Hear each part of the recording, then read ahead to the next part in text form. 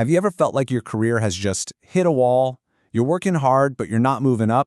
Well, today we're going to explore a really powerful framework for navigating your way to the top so you can stop guessing and start making some real progress. Let's dive right in. I mean, you've seen it, right? It's so frustrating. You've got these super talented colleagues, they're putting in all the hours, and yet their careers just seem to stall out. The truth is, and this is the tough one, hard work by itself just isn't enough. It's really about understanding the unwritten rules of the game, the things that separate the people who climbed from those who just stay put. And this image, it just nails it. We're always told to climb a career ladder, but honestly, it's much more like a maze. It's full of shortcuts, but also dead ends and some pretty well-hidden traps. So the goal isn't just to work harder, it's to have a map that actually shows you the path through all that complexity. So this map we're talking about, it's built around three really core ideas. You've got accelerators, which help you find those shortcuts. Then there are stallers, which help you avoid the dead ends. And finally, derailers, which help you escape those hidden traps. Let's break down how you can use each one of these to your advantage. Okay, first up, let's talk about the good stuff, the shortcuts. These are the accelerators. Think of these as the specific roles, the behaviors, and the strategic moves that can literally fast-track your journey through that career maze. So one of the biggest accelerators, especially if you have your eye on the C-suite, is getting P&L responsibility. P&L, that stands for profit and loss, and it basically means you are directly in charge of a business unit's financial health. You're driving revenue, you're managing costs. It is the ultimate training ground for becoming a top leader. And how do you get that P&L experience? Well, you usually need to be in what's called a line role. That's where you're directly involved with the company's actual product or service. Think operations or sales.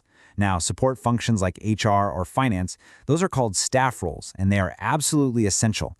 But if you look at the resumes of top leaders, they almost always have a background in running the core business. It's all about proving you can do it. But it's not just about the role you're in. There are daily actions that can totally accelerate your career. It's really about building your personal brand. Find a senior promoter who's going to go to bat for you. Be open to relocating to get broader experience. And a simple one, literally take a seat at the table in meetings. It signals confidence. But most importantly, become that go-to person for the really tough challenges. All these things send a clear message to leadership that you are ready for more. All right, now let's flip over to the other side of our map and look at the dead ends. We call these stallers. These are the subtle habits that, well, they might not get you fired, but they will absolutely stop you from getting that next promotion. And this quote right here, it just nails the core problem. So many of us believe that if we just do great work, it'll speak for itself. But here's the thing. If decision makers don't see your strategic value, you might as well be invisible. At the end of the day, leadership promotes the impact they can actually see, measure, and predict for the future. Now, here's a classic career staller. Passive-aggressive communication. Oh man, we've all seen it. It's when someone's words say one thing, but their tone and their body language are just screaming something totally different. At its core, this kind of behavior is basically a form of dishonesty, and it is a surefire way to destroy trust with your team and your boss. I mean, you can just feel the difference here, right? That passive-aggressive, it's fine, I'll just do it myself. It just creates tension and solves absolutely nothing. But the direct approach, it's mature, it's honest. It builds trust and healthy relationships because you are simply saying what you actually mean. It's night and day. So let me ask you a question. Think about the hundreds of emails you send every single week. Could they, without you even realizing it, be stalling your career? I know it sounds kind of mundane, but unclear or rambling emails can quickly give you a reputation for being confusing or, honestly, just frustrating to work with. The good news is the fix is super simple. Just treat every single email like a busy executive is going to be the one reading it.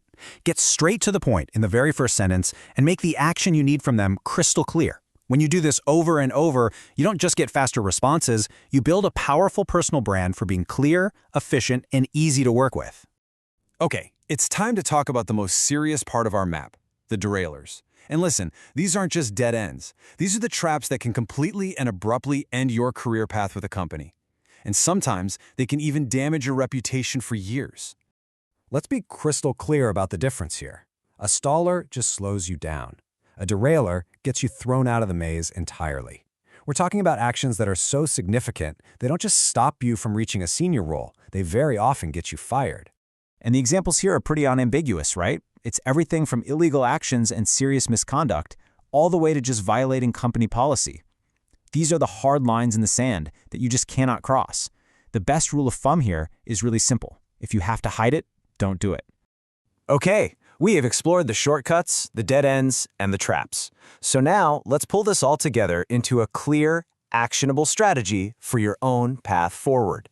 It really all comes down to this simple three-part strategy. First, you've got to actively hunt for those accelerators. Don't just wait for them to fall in your lap. Second, you have to be ruthlessly honest with yourself about your stallers and work to eliminate them. And finally, you have to know where the traps are so you can steer clear of them completely. It's a constant cycle. Seek, eliminate, and avoid. So there it is. You have the map. You know where to find the shortcuts, where the dead ends are lurking, and where the traps are hidden.